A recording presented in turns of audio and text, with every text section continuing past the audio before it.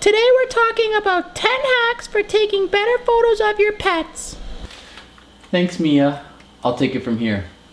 Roll that intro.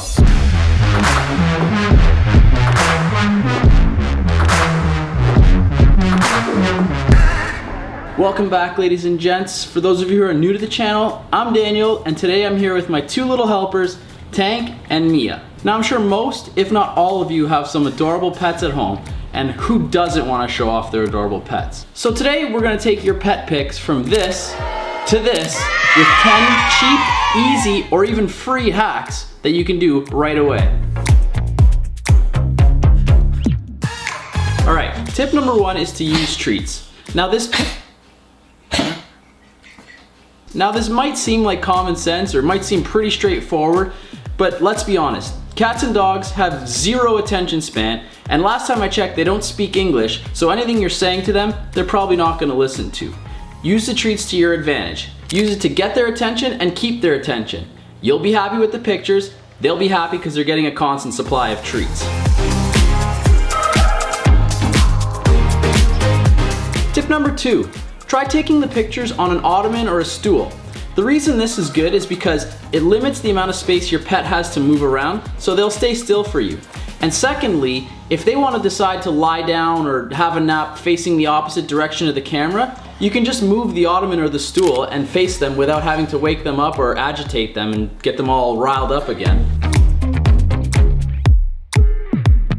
Tip number three, use window lighting. If you don't want to buy any lights right off the bat, have your shoot near a window. It'll create some depth on your pet and make your photos a lot more interesting than any other place in the house. Tip number four, use a big soft light. If you do want to get more advanced, you can pick up a softbox for super cheap. I'll link one below.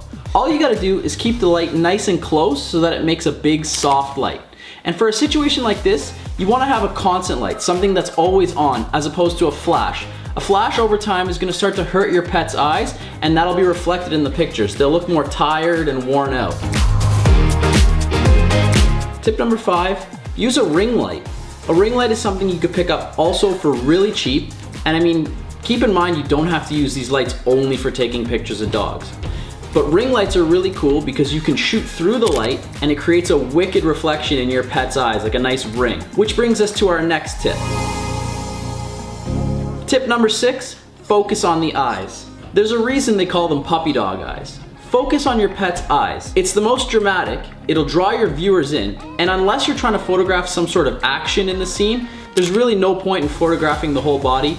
Get in nice and tight on the eyes and it'll create some drama. Tip number seven, use your phone flashlight. If you don't want to buy lights right away, try using your phone's flash to create some dramatic lighting. All you gotta do is hang it over your pet's head, moving it back and forth to see what looks good. Tip number eight, use props. Try using things like fairy lights or prisms. They're both super cheap. At like 25 bucks for both, why not use them? They're a great little prop that you can add in and add a little bit more flair to your pet photos.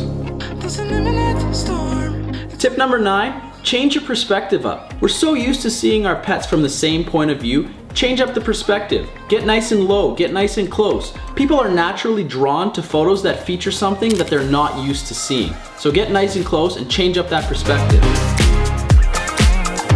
And tip number 10, get creative. Try new and exciting, unique shots. This one's one of my favorites. Get a piece of clean plexiglass and put a little bit of honey on it. Then have your pet lick the honey as you snap away from the other side of the glass.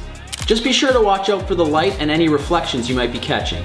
There you have it, ladies and gents. That's 10 quick ways to take some beauty, professional shots of your pets. I'll link all the stuff that I use down below. Who knows, once people see these pictures of your pets, they might want to hire you to do pictures of theirs, so you might make a quick buck. And that's it. Make sure you guys tag me in your pet pictures. I legit want to see them.